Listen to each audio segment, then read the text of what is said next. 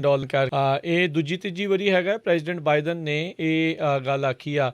ਇੱਥੋਂ ਥਾਵਾਂ ਦੇ ਉੱਤੇ ਜਾ ਕੇ ਪ੍ਰਚਾਰ ਕਰ ਰਹੇ ਆ ਉਸ ਦੇ ਬਾਵਜੂਦ ਵੀ। ਸੋ ਕਹਿੰਦੇ ਵੀ ਅੱਜ ਬਾਈ ਪਾਰਟੀਜ਼ਨ ਗਰੁੱਪ ਉਹਨਾਂ ਦੇ ਨਾਲ ਇਹਨਾਂ ਨੇ ਮੁਲਾਕਾਤ ਕੀਤੀ ਸੀ ਅਤੇ ਜਿਸ ਦੇ ਵਿੱਚ ਉਹਨਾਂ ਨੇ ਇਸ ਚੀਜ਼ ਨੂੰ ਕਿਹਾ ਵੀ ਉਹ ਦੁਬਾਰਾ ਉਹਨਾਂ ਨੇ ਇਸ ਚੀਜ਼ ਨੂੰ ਦੁਹਰਾਇਆ ਆ ਵੀ ਉਹ ਕੰਪਰੋਮਾਈਜ਼ ਕਰਨ ਦੇ ਲਈ ਤਿਆਰ ਨੇ। ਸੋ ਦੇਖਦੇ ਹਾਂ ਕੀ ਹੁੰਦਾ ਆ, ਕੀ ਇਸ ਦੇ ਵਿੱਚ ਐਡੀਸ਼ਨ, ਕੀ ਇਸ ਦੇ ਵਿੱਚ ਸਬਟਰੈਕਸ਼ਨ ਜਿਹੜੀ ਕਾਮਯਾਬੀ ਇਸ 'ਚ ਮਿਲੀ ਹੈਗੀ ਆ। US ਡਿਸਟ੍ਰਿਕਟ ਜਾਂ ਟਿਮੋਥੀ ਜੇ ਕੈਲੀ ਜਿਹੜੇ ਆ ਉਹ ਵਾਸ਼ਿੰਗਟਨ ਦੇ ਜਿਹੜੇ ਹੈਗੇ ਆ ਉਹਨਾਂ ਨੇ ਇਹ ਮੰਨਿਆ ਵੀ ਜਿਹੜੇ ਔਨਲਾਈਨ ਔਰਗੇਨਾਈਜ਼ਰ ਈਥਨ ਨੌਰਡਿਨ 30 ਸਾਲਾਂ ਦਾ ਜਿਹੜਾ ਸਿਆਟਲ ਤੋਂ ਆ, ਜੋਸਫ ਰੈਂਡਲ ਬਿਗਜ਼ 37 ਸਾਲਾਂ ਦਾ ਔਰਮੰਡ ਬੀਚ ਫਲੋਰੀਡਾ ਤੋਂ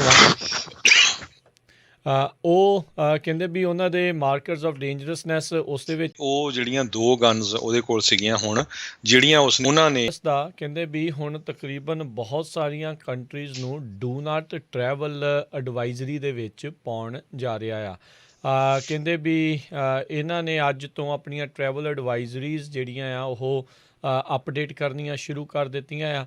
ਬਹੁਤ ਸਾਰੇ ਮੁਲਕ ਆ ਜਿਨ੍ਹਾਂ ਦੇ ਵਿੱਚ ਇੱਕ ਵਾਰੀ ਫਿਰ ਕੋਵਿਡ-19 ਦੇ ਜਿਹੜੇ ਕੇਸਿਸ ਆ ਉਹ ਵੱਧ ਰਹੇ ਆ, ਜਿਸ ਦੇ ਚੱਲਦਿਆਂ ਪਹਿਲਾਂ ਵੀ ਪਿਛਲੇ ਸਾਲ ਦੇ ਇਹਨਾਂ ਹੀ ਮਹੀਨਿਆਂ ਦੇ ਵਿੱਚ ਬਹੁਤ ਸਾਰੇ ਥਾਵਾਂ ਦੇ ਉੱਤੇ ਇੱਦਾਂ ਆਉਣ ਜਾਣ ਜਿਹੜਾ ਉਹ ਬੰਦ ਹੋ ਗਿਆ ਸੀਗਾ। ਸੋ ਜਿਹੜੇ ਜੇ ਕੋਈ ਹੁਣ ਕਿਤੇ ਵੀ ਜਾਣਾ ਚਾਹ ਰਿਹਾ ਆ ਜਾਂ ਜਾਣ ਬਾਰੇ ਸੋਚ ਰਿਹਾ ਇੰਟਰਨੈਸ਼ਨਲ ਟਰੈਵਲ ਉਸਨੇ ਕਰਨਾ ਆ ਤਾਂ US ਸਟੇਟ ਡਿਪਾਰਟਮੈਂਟ ਦੀ ਜਿਹੜੀ ਟਰੈਵਲ ਐਡਵਾਈਜ਼ਰੀ ਆ ਉਸ ਨੂੰ ਜ਼ਰੂਰ ਦੇਖੇ। ਲੈਵਲ 4 ਯਾਨੀ ਕਿ ਸਭ ਤੋਂ ਇੱਕ ਹਿਸਾਬ ਦੇ ਨਾਲ ਖਤਰਨਾਕ ਵਾਲੀ ਗੱਲ ਹੁੰਦੀ ਆ ਡੂ ਨਾਟ ਟਰੈਵਲ ਡੈਜ਼ਿਗਨੇਸ਼ਨ ਜਿਹੜੀ ਆ ਉਹ ਹੁੰਦੀ ਆ। ਸੋ ਇਸ ਮੌਕੇ ਜੇ ਤੁਸੀਂ ਜਾ ਕੇ ਦੇਖੋਗੇ ਤਾਂ ਬਹੁਤ ਸਾਰਿਆਂ ਦੇ ਉੱਤੇ ਜਿਹੜੇ ਆ ਉਹ ਲੈਵਲ 3 ਲੈਵਲ 4 ਜਿਹੜੇ ਆ ਉਹ ਲਗਾ ਦਿੱਤੇ ਗਏ ਹੈਗੇ ਨੇ। ਸੋ ਹੁਣ ਜਿਹੜਾ ਵੀ ਖਾਸ ਕਰਕੇ ਜੇ ਇੰਡੀਆ ਨੂੰ ਵੀ ਕੋਈ ਜਾ ਰਿਹਾ ਹੈਗਾ ਇੱਕ ਵਾਰੀ ਜ਼ਰੂਰ ਬੇਨਤੀ ਆ ਵੀ ਉਹਨਾਂ ਦਾ ਜਿਹੜਾ ਟਰੈਵਲ ਐਡਵਾਈਜ਼ਰੀ ਆ ਉਸ ਨੂੰ ਜਿਹੜਾ ਉਹ ਜ਼ਰੂਰ ਚੈੱਕ ਕਰਦੇ ਹੋਏ ਜਾਓ। ਲਾਸਟ ਟਾਈਮ ਇਹਨਾਂ ਨੇ ਫਰਵਰੀ 2021 ਦੇ ਵਿੱਚ ਫਰਵਰੀ 16 ਨੂੰ ਇਹਨਾਂ ਨੇ ਜਿਹੜਾ ਅਪਡੇਟ ਕੀਤਾ ਸੀ ਉਸ ਨੂੰ ਲੈਵਲ 2 ਦੇ ਉੱਤੇ ਜਿਹੜਾ ਉਹ ਰੱਖਿਆ ਸੀਗਾ ਵੀ ਜਾਣਾ ਆ ਅਤੇ ਜਾਓ, ਪਰ ਉਹਨਾਂ ਨੇ ਇਹ ਕਿਹਾ ਆ ਐਕਸਰਸਾਈਜ਼ ਇਨਕਰੀਜ਼ਡ ਕੌਸ਼ਨ ਵੀ ਜ਼ਿਆਦਾ ਧਿਆਨ ਰੱਖੋ ਕਿਉਂਕਿ ਇੰਡੀਆ ਦੇ ਵਿੱਚ ਕੋਵਿਡ-19 ਕ੍ਰਾਈਮ ਅਤੇ ਟੈਰਰਿਜ਼ਮ ਦੇ ਕਰਕੇ ਜਿਹੜਾ ਆ ਉਸ ਨੂੰ ਲੈਵਲ 2 ਦੇ ਵਿੱਚ ਰੱਖਿਆ ਗਿਆ ਹੈਗਾ ਆ। ਜੀ ਸੋ ਬਿਲਕੁਲ ਇਸੇ ਤਰ੍ਹਾਂ UK ਨੇ ਇੰਡੀਆ ਤੋਂ ਆਉਣ ਵਾਲੀਆਂ ਫਲਾਈਟਾਂ ਵੀ ਜਿਹੜੀਆਂ ਬੰਦ ਕੀਤੀਆਂ ਕਿਉਂਕਿ ਇੰਡੀਆ ਦੇ ਵਿੱਚ ਕਰੋਨਾ ਵਾਇਰਸ ਦਾ ਜਿਹੜਾ ਵੇਰੀਐਂਟ ਆ ਉਹ ਬਹੁਤ ਜਿਹੜਾ ਖਤਰਨਾਕ ਹੈਗਾ ਪਹਿਲੇ ਕਰੋਨਾ ਵਾਇਰਸ ਨਾਲੋਂ। ਇਸੇ ਕਰਕੇ ਉੱਥੇ ਮੌਤਾਂ ਦੀ ਗਿਣਤੀ ਵੀ ਜ਼ਿਆਦਾ ਹੋ ਰਹੀ ਆ। ਨਿਊਜ਼ੀਲੈਂਡ ਨੇ ਵੀ ਆਲਰੇਡੀ ਬੰਦ ਕਰ ਚੁੱਕੀਆਂ। ਸੋ ਅਮਰੀਕਾ ਕੈਨੇਡਾ ਦਾ ਪਤਾ ਨਹੀਂ ਕਿਹੜੇ ਵੇਲੇ ਵੀ ਇਹ ਬੰਦ ਕਰ ਜਾਣ। ਸੋ ਜਿੰਨੇ ਵੀ ਸਾਡੇ ਸਰੋਤੇ ਸੁਣ ਰਹੇ ਆ ਪਲੀਜ਼ ਜੇ ਤੁਹਾਡੇ ਕੋਈ ਰਿਸ਼ਤੇਦਾਰ ਜਾਂ ਕੋਈ ਵੀ ਇੰਡੀਆ ਗਏ ਹੋ ਆ ਉਹਨਾਂ ਨੂੰ ਮੇਕ ਸ਼ੋਰ ਕਰੋ ਪਈ ਕਿਤੇ ਫਿਰ ਜਦੋਂ ਪਿੱਛੇ ਕਰੋਨਾ ਵਾਇਰਸ ਫੈਲੀ ਸੀ ਉਸ ਟਾਈਮ ਵਾਂਗ ਕਿਤੇ ਫਸ ਨਾ ਜਾਣ ਕਿਉਂਕਿ ਇੰਡੀਆ ਦਾ ਹੈਲਥ ਸਿਸਟਮ ਕੋਲੈਪਸ ਕਰ ਗਿਆ ਹੈ ਆਲਰੇਡੀ ਬੜੇ ਸ਼ਹਿਰਾਂ 'ਚ। ਨਾ ਤਾਂ ਹੌਸਪੀਟਲ ਦੇ ਵਿੱਚ ਜਗ੍ਹਾ ਆ ਅਤੇ ਨਾ ਹੀ ਉਹਨਾਂ ਕੋਲ ਆਕਸੀਜਨ ਦੇ ਟੈਂਕ ਅਵੇਲੇਬਲ ਹੈਗੇ ਆ। ਸੋ ਬਹੁਤ ਲੋਕਾਂ ਦੀਆਂ ਜਿਹੜੀਆਂ ਮੌਤਾਂ ਉੱਥੇ ਹੋ ਰਹੀਆਂ ਅਤੇ ਗਵਰਨਮੈਂਟ ਕਹਿੰਦੇ ਪਈ ਘੱਟ ਰਿਪੋਰਟ ਕਰ ਰਹੀ ਆ। ਸ਼ਮਸ਼ਾਨ ਘਾਟਾਂ ਦੇ ਵਿੱਚ UP ਦੇ ਵਿੱਚ ਤਾਂ ਕਹਿੰਦੇ ਲਾਈਨਾਂ ਲੱਗੀਆਂ ਹੋਈਆਂ ਲੋਕਾਂ ਨੂੰ ਫਿਊਨਰਲ ਕਰਨ ਦੇ ਲਈ। ਜੀ ਬਿਲਕੁਲ। ਸੋ ਬਹੁਤ ਜ਼ਿਆਦਾ ਸਥਿਤੀ ਜਿਹੜੀ ਉੱਥੇ ਮਾੜੀ ਆ ਉਹ ਬਣੀ ਪਈ ਹੈਗੀ। ਉੱਧਰ ਆਪਣੇ ਗੁਆਂਢੀ ਮੁਲਕ ਦੇ ontario ਜਿਹੜੇ ਪ੍ਰੋਵਿੰਸ ਆ ਉੱਥੇ ਵੀ ਹਾਲਾਤ ਕਹਿੰਦੇ ਆ ਕਾਫੀ ਮਾੜੇ ਜਿਹੜੇ ਉਹ ਬਣੇ ਪਏ ਆ। ਉੱਥੋਂ ਦੇ ਪ੍ਰਧਾਨ ਮੰਤਰੀ ਜਸਟਿਨ ਟਰੂਡੋ ਨੇ ਜਿਹੜੀ ਐਮਰਜੈਂਸੀ ਏਡ ontario ਨੂੰ ਜਿਹੜੀ ਉਹ ਘੱਲਦੀ ਆ। ਉੱਥੇ ਤਾਂ ਕਈ ਲੋਕ ਡਗ ਫੋਰਡ ਦੇ ਅਸਤੀਫੇ ਦੀ ਵੀ ਮੰਗ ਕਰਨੀ ਜਿਹੜੀ ਉਹਨਾਂ ਨੇ ਸ਼ੁਰੂ ਕਰ ਦਿੱਤੀ ਹੈਗੀ ਆ। ਸੋ ਬਹੁਤ ਸਾਰੀਆਂ ਤਸਵੀਰਾਂ ਵੀਕਐਂਡ ਦੇ ਉੱਤੇ ਵੀ ਆਈਆਂ। ਲੋਕਡਾਊਨ ਲੱਗਣ ਤੋਂ ਪਹਿਲਾਂ ਵੱਡੀਆਂ ਲੋਕ ਇਕੱਠ ਜਿਹੜੇ ਆ ਉਹ ਪਾਰਟੀਆਂ ਆ ਉਹ ਦੁਬਾਰਾ ਕਹਿੰਦੇ ਕਈ ਥਾਵਾਂ ਦੇ ਉੱਤੇ ਉਹ ਕਰ ਰਹੇ ਸੀਗੇ। ਸੋ 1 ਸਾਲ ਦੇ ਵਿੱਚ ਵੀ ਬਹੁਤ ਸਾਰੇ ਲੋਕ ਆ ਇਹ ਹਰਜੋਤ ਸਿੰਘ ਜੀ ਸ਼ਾਇਦ ਸਬਕ ਜਿਹੜਾ ਉਹ ਨਹੀਂ ਲੈ ਰਹੇ ਅਤੇ ਮੁੜ ਦੁਬਾਰਾ ਜੇ ਕਿਤੇ ਇੰਨਾ ਹੀ ਲੰਮਾ ਸਮਾਂ ਦੁਬਾਰਾ ਚੱਲਿਆ ਜ਼ਰੂਰੀ ਨਹੀਂ ਆ ਵੀ ਹਰ ਬਿਜ਼ਨਸ ਨੇ ਜੇ 1 ਸਾਲ ਬਚਿਆ ਰਹਿ ਗਿਆ ਆ ਜਾਂ ਲੋਕ ਜਿਹੜੇ ਬਚੇ ਰਹਿ ਗਏ ਆ ਵੀ ਉਹ ਅਗਲੇ ਸਾਲ ਵੀ ਇੱਦਾਂ ਹੀ ਜਿਹੜੇ ਉਹ ਬਚੇ ਰਹਿਣਗੇ। ਸੋ ਧਿਆਨ ਜਿਹੜਾ ਆ ਉਹ ਜ਼ਿਆਦਾ ਰੱਖਣ ਦੀ ਹੁਣ ਜ਼ਿਆਦਾ ਜ਼ਰੂਰਤ ਹੈਗੀ ਆ। ਤੇ ਅਗਲੀ ਖਬਰ ਜਿਹੜੀ ਸੈਕਰਾਮੈਂਟੋ ਕੈਲੀਫੋਰਨੀਆ ਤੋਂ ਆ ਰਹੀ ਹੈ, ਜਿੱਥੇ ਕਿ ਪਿਛਲੇ ਸ਼ਨੀਚਰਵਾਰ ਨੂੰ ਜਿਹੜੇ ਪ੍ਰੋਟੈਸਟ ਹੋਏ ਸੀ, ਡੋਂਟੇ ਰਾਈਟ ਤੇ ਐਡਮ ਟਲੀਡੋ ਜਿਹੜੀ ਆ ਉਹਨਾਂ ਦੀ ਮੌਤ ਦੇ ਸੰਬੰਧ ਦੇ ਵਿੱਚ, ਤੇ ਜਿਹੜੇ ਪ੍ਰੋਟੈਸਟਰਸ ਆ ਉਹਨਾਂ ਨੇ ਪੁਲਿਸ ਦੇ ਉੱਤੇ ਜਿਹੜੇ ਕਹਿੰਦੇ ਪਈ ਸਪਰੇਅ ਵੀ ਸਿੱਟੀ ਹੈਗੀ ਆ, ਜਿਹਦੇ ਨਾਲ 4 ਜਿਹੜੇ ਪੁਲਿਸ ਆਫੀਸਰਸ ਆ ਉਹਨਾਂ ਨੂੰ ਹਸਪੀਟਲ ਲਿਜਾਣਾ ਪਿਆ, ਪਰ ਕਿਸੇ ਤਰ੍ਹਾਂ ਦੀ ਵੀ ਜਿਹੜੀ ਅਰੈਸਟ ਨਹੀਂ ਕੀਤੀ ਗਈ। ਜੀ, ਅੱਜ ਸੈਨੇਟ ਦੇ ਦੁਆਰਾ ਡਿਪਟੀ ਅਟਾਰਨੀ ਜਨਰਲ ਦੇ ਲਈ ਜਿਹੜੀਆਂ 2 ਨੋਮੀਨੇਸ਼ਨਸ ਆ ਉਹਨਾਂ ਨੂੰ ਅੱਗੇ ਜਿਹੜਾ ਉਹ ਵਧਾ ਦਿੱਤਾ ਗਿਆ, ਜਿਨ੍ਹਾਂ ਦੇ ਵਿੱਚ ਲੀਸਾ ਮੋਨੈਕੋ ਉਹਨਾਂ ਨੂੰ 3 ਦੇ ਮੁਕਾਬਲੇ 94 ਵੋਟਾਂ ਦੇ ਨਾਲ ਜਿਹੜੀ ਨੋਮੀਨੇਸ਼ਨ ਆ ਉਹਨਾਂ ਦੀ ਅੱਗੇ ਵਧੀ। ਉੱਧਰ ਜਿਹੜੀ ਵਨੀਤਾ ਗੁਪਤਾ ਆ ਉਹ ਐਸੋਸੀਏਟ ਅਟਾਰਨੀ ਜਨਰਲ ਆ, ਉਸ ਦੇ ਜਿਹੜੇ ਦੇ ਲਈ ਉਸ ਅਹੁਦੇ ਦੇ ਲਈ ਜਿਹੜੇ 49 ਦੇ ਮੁਕਾਬਲੇ 50 ਵੋਟਾਂ ਦੇ ਨਾਲ ਪਾਰਟੀ ਲਾਈਨਸ ਦੇ ਉੱਤੇ ਜਿਹੜੀ ਹੈ ਇਸ ਦੀ ਵੋਟ ਹੋਈ ਆ। ਗੁਪਤਾ 46 ਸਾਲ ਜਿਨ੍ਹਾਂ ਦੀ ਉਮਰ ਆ, ਉਹਨਾਂ ਨੇ ਆਪਣੀ ਜਿਹੜੀ ਪੁਰਾਣੀ ਭਾਸ਼ਾ ਪੁਰਾਣੀ ਬੋਲੀ ਆ ਉਸ ਦੇ ਲਈ ਅਪੋਲੋਜਾਈਜ਼ ਮਾਫੀ ਜਿਹੜੀ ਆ ਉਹ ਮੰਗੀ, ਪਰ ਪਾਰਟੀ ਲਾਈਨ ਦੇ ਉੱਤੇ ਹੀ ਜਿਹੜੀ ਆ ਵੋਟ ਪੈ ਕੇ ਇਸ ਨੂੰ ਅੱਗੇ ਨੋਮੀਨੇਸ਼ਨ ਆ ਉਹ ਤੁਰੀ ਆ। ਅਗਲੀ ਖਬਰ ਵੱਲ ਚੱਲੀਏ, ਜਿਹੜੀ ਸਾਰਿਆਂ ਨੂੰ ਪਤਾ ਹੈ ਵੀ ਅਨਪਲਾਇਮੈਂਟ ਆਫਿਸ ਨੂੰ ਬਹੁਤ ਲੋਕਾਂ ਨੇ ਜਿਹੜਾ ਰਗੜਿਆ। EDD ਜਿਹੜੀ ਆ ਬਹੁਤ ਬਿਲੀਅਨਸ ਆਫ ਡਾਲਰ ਦੇ ਜਿਹੜੇ ਫਰਾਡ ਹੋਏ ਹੈਗੇ ਆ। ਹੁਣ ਲੋਕਾਂ ਨੂੰ 1099G ਫਾਰਮ ਜਿਹੜਾ ਮੇਲ 'ਚ ਆਉਣਾ ਸ਼ੁਰੂ ਹੋ ਗਿਆ ਆ, ਜਿਹਦੇ ਮੁਤਾਬਕ ਵੀ ਤੁਸੀਂ ਕਿੰਨੇ ਪੈਸੇ ਅਨਪਲਾਇਮੈਂਟ ਤੋਂ ਲਏ ਆ। ਇਹ ਰਿਪੋਰਟਸ ਆ ਰਹੀਆਂ ਬਹੁਤ ਸਾਰੇ ਲੋਕਾਂ ਨੇ ਫਾਈਲ ਨਹੀਂ ਕੀਤੀ ਤੇ ਉਹਨਾਂ ਨੂੰ 1099 ਦੇ ਫਾਰਮ ਆ ਗਏ, ਜਾਂ ਜਿਨ੍ਹਾਂ ਨੇ ਫਾਈਲ ਕੀਤੀ ਆ ਉਹਨਾਂ ਨੇ ਘੱਟ ਪੈਸੇ ਮਿਲੇ ਸੀ, ਪਰ ਜਿਹੜਾ 1099 ਫਾਰਮ ਆਇਆ ਉਹ ਬਹੁਤ ਜ਼ਿਆਦਾ ਪੈਸਿਆਂ ਦਾ ਸੀ।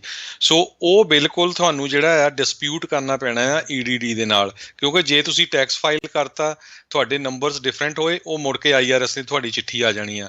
ਸੋ ਈਵਨ ਦੋ ਜੇ ਤੁਸੀਂ ਨਹੀਂ ਅਪਲਾਈ ਕੀਤਾ, ਤੁਹਾਡੇ ਨਾਂ ਤੇ ਕੋਈ ਅਨਪਲਾਇਮੈਂਟ ਲੈ ਗਿਆ, ਤੁਹਾਨੂੰ 1099G ਫਾਰਮ ਆ ਗਿਆ, ਉਹ ਤੁਹਾਨੂੰ ਡਿਸਪਿਊਟ ਕਰਨਾ ਚਾਹੀਦਾ, ਨਾ ਕਿ ਚੱਕ ਕੇ ਜਿਹੜਾ ਆ ਉਹ ਘਰ ਵਿੱਚ ਸਿੱਟ ਦਿਓ, ਨਹੀਂ ਤਾਂ ਤੁਹਾਨੂੰ IRS ਵਾਲੇ ਜਿਹੜੇ ਆ ਬਹੁਤ ਤੰਗ ਕਰਨਗੇ। ਇਹ ਹਜ਼ਾਰਾਂ ਦੀ ਗਿਣਤੀ ਦੇ ਵਿੱਚ ਜਿਹੜੇ ਕਹਿੰਦੇ ਪਈ ਇਹ 2020 ਦਾ ਟੈਕਸ ਈਅਰ ਆ, ਉਹਦੇ ਲਈ 1099 ਜਿਹੜੇ G ਫਾਰਮ ਆ ਉਹ EDD ਵੱਲੋਂ ਇਸ਼ੂ ਕੀਤੇ ਗਏ ਹੈਗੇ ਆ। ਜੀ, ਕੈਪੀਟਲ ਪੁਲਿਸ ਦਾ ਆਫਿਸਰ ਬ੍ਰਾਇਨ ਸਿਕਨਿਕ ਜਿਹੜਾ 6 ਜਨਵਰੀ ਦੀ ਜਿਹੜੀ ਰਾਈਟਸ ਜਦੋਂ ਉੱਥੇ ਹੋਏ ਸੀ ਕੈਪੀਟਲ ਦੇ ਵਿੱਚ, ਉਸ ਤੋਂ ਬਾਅਦ 'ਚ ਇਸ ਦੀ ਮੌਤ ਹੋਈ ਸੀ।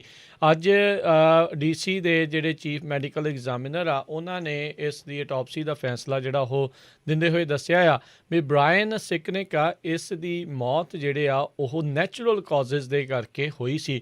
ਕਹਿੰਦੇ ਵੀ ਜਦ ਇਹ ਰॉयਟਰਸ ਦੇ ਨਾਲ ਅੰਗੇਜ ਕਰ ਰਿਹਾ ਸੀ, ਉਸ ਦੌਰਾਨ ਇਸ ਨੂੰ 2 ਸਟ੍ਰੋਕ ਦੌਰੇ ਜਿਹੜੇ ਆ ਉਹ ਪਏ ਆ, ਜਿਸ ਕਰਕੇ ਇਸ ਦੀ ਇਹ ਮੌਤ ਹੋਈ ਹੈਗੀ ਆ। ਸੋ ਇਹ ਜਿਹੜੀ ਰੂਲਿੰਗ ਆਉਣ ਤੋਂ ਬਾਅਦ 'ਚ ਮੈਡੀਕਲ ਐਗਜ਼ਾਮੀਨਰ ਦੀ, ਇਹ ਹੁਣ ਪ੍ਰੋਸੀਕਿਊਟਰਸ ਦੇ ਲਈ ਕੇਸ ਹੋਰ ਵੀ ਜ਼ਿਆਦਾ ਮੁਸ਼ਕਲ ਜਿਹੜਾ ਹੋ ਜਾਊਗਾ, ਜਿਨ੍ਹਾਂ ਨੇ ਹੋਮੋਸਾਈਡ ਦੇ ਜਿਹੜੇ ਚਾਰਜਿਸ ਆ ਇਸ ਅਫਸਰ ਦੀ ਮੌਤ ਤੋਂ ਬਾਅਦ ਦੇ ਵਿੱਚ ਉਹ ਲਾਏ ਸੀ, ਜਿਨ੍ਹਾਂ ਵਿੱਚ 2 ਜਾਣਿਆਂ ਨੂੰ ਉਹਨਾਂ ਨੇ ਨਾਮਜ਼ਦ ਕੀਤਾ ਸੀ। ਯੂਨਾਈਟਿਡ ਏਅਰਲਾਈਨ ਤੇ ਡੈਲਟਾ ਏਅਰਲਾਈਨ ਨੇ ਅਨਾਊਂਸ ਕੀਤਾ ਹੈ ਵੀ ਉਹ ਹਰ ਰੋਜ਼ ਆਈਸਲੈਂਡ ਤੇ ਗ੍ਰੀਸ ਨੂੰ ਜਿਹੜੀ ਆ ਸਮਰ ਤੋਂ ਫਲਾਈਟਾਂ ਸ਼ੁਰੂ ਕਰਨ ਜਾ ਰਹੇ ਆ। ਸੋ ਯੂਰਪ ਦੇ ਜਿਹੜੇ ਦੋਨੋਂ ਮੁਲਕ ਆ ਇਹ ਪਹਿਲਾਂ ਖੁੱਲ੍ਹੇ ਹੈਗੇ ਆ। ਯੂਰਪ ਦੇ ਵਿੱਚ ਜਿਹੜੇ ਇਹ ਮੁਲਕ ਜਿਨ੍ਹਾਂ ਦੇ ਨਾਮ ਮੈਂ ਲਏ ਆ, ਕਹਿੰਦੇ ਵੀ ਇਹ ਟੂਰਿਸਟ ਇੰਡਸਟਰੀ ਦੇ ਉੱਤੇ ਹੀ ਡਿਪੈਂਡ ਕਰਦੇ ਆ ਮੋਸਟਲੀ। 75% ਟੂਰਿਜ਼ਮ ਪਿਛਲੇ ਸਾਲ ਦੇ ਮੁਕਾਬਲੇ ਉੱਥੇ ਘਟਿਆ ਆ, ਤੇ ਜਿਹੜੇ ਹੁਣ ਇਹ ਦੋਨੋਂ ਹੀ ਮੁਲਕ ਆ ਇਹ ਕੋਸ਼ਿਸ਼ ਕਰ ਰਹੇ ਆ ਵੀ ਮੁੜ ਕੇ ਜਿਹੜੇ ਇੰਟਰਨੈਸ਼ਨਲ ਟਰੈਵਲਰਸ ਉੱਥੇ ਆਉਣ ਤੇ ਵਿਜ਼ਿਟ ਕਰਨ। ਸੋ ਦੋਨਾਂ ਏਅਰਲਾਈਨ ਜਿਹੜੀਆਂ ਆ ਯੂਨਾਈਟਿਡ ਤੇ ਡੈਲਟਾ ਫਲਾਈਟਸ ਡੇਲੀ ਫਲਾਈਟਸ ਜਿਹੜੀਆਂ USA ਤੋਂ ਸ਼ੁਰੂ ਕਰਨ ਜਾ ਰਹੀਆਂ। ਜੀ, ਅਗਲੀ ਜਿਹੜੀ ਗੱਲ ਕਰਦੇ US ਸੁਪਰੀਮ ਕੋਰਟ ਨੇ ਪੈਨਸਿਲਵੇਨੀਆ ਦੀ 2020 ਇਲੈਕਸ਼ਨ ਦੇ ਨਤੀਜਿਆਂ ਦੇ ਉੱਤੇ ਹੁਣ ਇੱਕ ਹਿਸਾਬ ਦੇ ਨਾਲ ਦਰਵਾਜ਼ਾ ਪੂਰੀ ਤਰ੍ਹਾਂ ਬੰਦ ਕਰ ਦਿੱਤਾ ਆ। GOP ਦੇ ਦੁਆਰਾ ਜਿਹੜੇ ਪੈਨਸਿਲਵੇਨੀਆ ਦੀ ਕੇਸ ਸਮੇਂ ਦੇ ਉੱਤੇ ਜਿਹੜੀਆਂ ਵੋਟ ਬਾਏ ਮੇਲ ਨੂੰ ਲੈ ਕੇ ਜਿਹੜਾ ਦਿਨ ਨੂੰ ਲੈ ਕੇ ਜਿਹੜਾ ਲਿਟੀਗੇਸ਼ਨ ਚੱਲ ਰਹੀ ਸੀ, ਉਸ ਨੂੰ ਜਿਹੜਾ ਹੈ ਡਿਸਮਿਸ ਕਰ ਦਿੱਤਾ। ਸੋ ਬੇਸਿਕਲੀ ਜਿਹੜਾ ਅਖੀਰਲਾ ਚੈਲੰਜ ਸੀਗਾ ਪੈਨਸਿਲਵੇਨੀਆ ਦੇ ਨਤੀਜਿਆਂ ਨੂੰ ਤਬਦੀਲ ਕਰਨ ਦੀ ਜਿਹੜੀ ਕੋਸ਼ਿਸ਼ ਸੀਗੀ, ਉਸ ਨੂੰ ਜਿਹੜਾ US ਸੁਪਰੀਮ ਕੋਰਟ ਦੇ ਦੁਆਰਾ ਠੁਕਰਾ ਦਿੱਤਾ ਆ। 5 ਮਹੀਨੇ 16 ਦਿਨਾਂ ਬਾਅਦ ਜਿਹੜੇ ਰਾਸ਼ਟਰਪਤੀ ਬਾਈਡਨ ਦੀ ਹੁਣ ਪ੍ਰੈਜ਼ੀਡੈਂਸੀ ਦੇ 3 ਮਹੀਨਿਆਂ ਦੇ ਬਾਅਦ ਦੇ ਵਿੱਚ ਕੋਰਟ ਨੇ ਜਿੰਨੇ ਵੀ ਪੁਰਾਣੇ ਨਤੀਜੇ ਸੀਗੇ, ਪ੍ਰੀਵੀਅਸ ਜੱਜਮੈਂਟ ਸੀ, ਉਹਨਾਂ ਨੂੰ ਵੀ ਜਿਹੜਾ ਉਹ ਵਕੇਟ ਕਰ ਦਿੱਤਾ ਆ ਅਤੇ ਉਹਨਾਂ ਨੇ ਜਿਹੜਾ ਇਸ ਨੂੰ ਸਰਕਟ ਕੋਰਟ ਦੇ ਵਿੱਚ ਘੱਲ ਦਿੱਤਾ ਆ ਅਤੇ ਨਾਲ ਹੀ ਕਿਹਾ ਆ ਵੀ ਹੁਣ ਇਸ ਕੇਸ ਨੂੰ ਡਿਸਮਿਸ ਜਿਹੜਾ ਉਹ ਕਰ ਦਿੱਤਾ ਜਾਵੇ। ਜੀ ਸਾਰੇ ਹੀ ਸ਼ਹਿਰ ਜਿਹੜੇ ਆ ਖਾਸ ਕਰਕੇ ਕੈਲੀਫੋਰਨੀਆ ਦੇ ਉੱਥੇ ਇਲੀਗਲ ਡੰਪਿੰਗ ਦੀ ਬਹੁਤ ਵੱਡੀ ਪ੍ਰੋਬਲਮ ਆ। ਹੋਮਲੈਸ ਪੀਪਲ ਆਮ ਵੀ ਬਹੁਤ ਸਾਰੇ ਲੋਕ ਕਿਤੇ ਨਾ ਕਿਤੇ ਜਿਹੜਾ ਆ ਡੰਪ ਕਰਕੇ ਭੱਜ ਜਾਂਦੇ ਆ। ਸੈਨੋਜ਼ੇ 'ਚ ਇਹ ਪ੍ਰੋਬਲਮ ਜਿਹੜੀ ਬਹੁਤ ਵੱਡੀ ਹੈਗੀ ਆ। ਸੈਨੋਜ਼ੇ ਦੇ ਕੁਛ ਜਿਹੜੇ ਬਿਜ਼ਨਸਮੈਨ ਆ ਅਤੇ ਆਫੀਸ਼ੀਅਲਸ ਆ ਉਹ ਰਲ ਕੇ ਹੁਣ ਨਵਾਂ ਲਾ ਪਾਸ ਕਰਨ ਜਾ ਰਹੇ ਆ, ਜਿਹਦੇ ਮੁਤਾਬਕ ਜੇ ਤੁਸੀਂ ਪਹਿਲੀ ਵਾਰੀ ਇਲੀਗਲੀ ਕਿਤੇ ਡੰਪ ਕਰੋਗੇ ਗਾਰਬੇਜ ਨੂੰ ਜਾਂ ਹੋਰ ਤੁਹਾਨੂੰ $2500 ਦਾ ਫਾਈਨ ਹੋਊਗਾ, ਦੂਸਰੀ ਵਾਰੀ 5000 ਅਤੇ ਤੀਸਰੀ ਵਾਰੀ ਜਿਹੜਾ ਆ ਉਹ $10,000 ਦਾ ਜਿਹੜਾ ਫਾਈਨ ਹੋਊਗਾ। ਜੀ ਅਜੋਤ ਸਿੰਘ ਜੀ, ਸਮਾਂ ਆਪਣੇ ਪ੍ਰੋਗਰਾਮ ਦਾ ਜਿਹੜਾ ਉਹ ਸਮਾਪਤ ਆ ਅਤੇ ਆਪਾਂ ਆਪਣੇ ਸਰੋਤਿਆਂ ਨੂੰ ਫਿਰ ਦੁਬਾਰਾ ਜਾਣਕਾਰੀ ਦਿੰਦੇ ਜਾਈਏ। ਅਪਡੇਟ ਅਮਰੀਕਾ ਦਾ ਜਿਹੜਾ ਹੁਣ ਸ਼ਾਮ ਦਾ ਬੁਲੇਟਿਨ ਆ ਉਹ ਤੁਸੀਂ 5:40 'ਤੇ ਕੈਲੀਫੋਰਨੀਆ ਟਾਈਮ ਦੇ ਮੁਤਾਬਕ ਜਿਹੜਾ ਆ ਉਹ ਹੁਣ ਸੁਣਿਆ ਕਰੋਗੇ। ਅਤੇ ਜਾਣ ਤੋਂ ਪਹਿਲਾਂ ਸਟਾਕ ਮਾਰਕੀਟਸ ਦੇ ਉੱਤੇ ਨਜ਼ਰ ਮਾਰੀਏ। ਡਾਓ ਜੋਨਸ ਦੇ ਵਿੱਚ ਅੱਜ 123 ਪੁਆਇੰਟਾਂ ਦੀ ਗਿਰਾਵਟ ਦੇਖੀ ਗਈ, 34,078 ਦੇ ਉੱਤੇ ਇਹ ਬੰਦ ਹੋਇਆ। ਨੈਸਡੈਕ ਦੇ ਵਿੱਚ ਵੀ 137 ਪੁਆਇੰਟਾਂ ਦੀ ਗਿਰਾਵਟ ਹੋਈ, 13,915 ਦੇ ਉੱਤੇ ਇਹ ਬੰਦ ਹੋਇਆ। S&P ਦੇ ਵਿੱਚ 22 ਪੁਆਇੰਟ ਡਿੱਗੇ, ਜਿਹੜੇ 4163 ਦੇ ਉੱਤੇ ਇਹ ਬੰਦ ਹੋਇਆ। ਉੱਧਰ ਜਿਹੜਾ 10 ਈਅਰ ਯੀਲਡ 1.73% ਦੇ ਉੱਤੇ ਰਹੀ ਅਤੇ ਸੋਨੇ ਦੀ ਕੀਮਤ $1,770 ਪ੍ਰਤੀ ਆਊਂਸ ਰਹੀ। ਇੱਕ $1 ਦੀ ਕੀਮਤ ਕੈਨੇਡਾ ਦੇ $1.25 ਦੇ ਬਰਾਬਰ ਰਹੀ ਆ। ਇੱਕ $1 ਦੀ ਕੀਮਤ ਇੰਡੀਆ ਦੇ 74 ਰੁਪਏ ਅਤੇ 88 ਪੈਸੇ ਦੇ ਬਰਾਬਰ ਰਹੀ ਹੈ। ਜੀ ਅਤੇ ਹੁਣ ਇੱਥੇ ਜਿਹੜਾ ਹਰਜੋਤ ਸਿੰਘ ਜੀ ਆਪਣੇ ਅੱਜ ਦੇ ਪ੍ਰੋਗਰਾਮ ਦਾ ਹੁਣ ਸਮਾਂ ਸਮਾਪਤ ਆ। ਮਿਲਾਂਗੇ ਆਪਾਂ ਆਪਣੇ ਸਾਰੇ ਸਰੋਤਿਆਂ ਨੂੰ ਜਿਹੜਾ ਜੀ ਉਹ ਅਗਲੀ ਵਾਰ। ਉਦੋਂ ਤੱਕ ਲਈ ਮੇਰੇ ਰਾਜਕਰਮਜੀਤ ਸਿੰਘ ਵੱਲੋਂ ਅਤੇ ਹਰਜੋਤ ਸਿੰਘ ਵੱਲੋਂ ਤੁਹਾਨੂੰ ਸਾਰਿਆਂ ਨੂੰ ਪਿਆਰ ਸਤਿਕਾਰ ਸੈਨਿਕੀ ਜਿਹੀ ਸਤਿ ਸ੍ਰੀ ਅਕਾਲ। ਜਿਹਦੇ ਵਾਸਤੇ ਜੋ ਹੱਸਦੇ ਖੇਲਦੇ ਰਹੋ ਅਤੇ ਸੁਣਦੇ ਰਹੋ ਜੀ ਪੰਜਾਬੀ ਰੇਡੀਓ USA।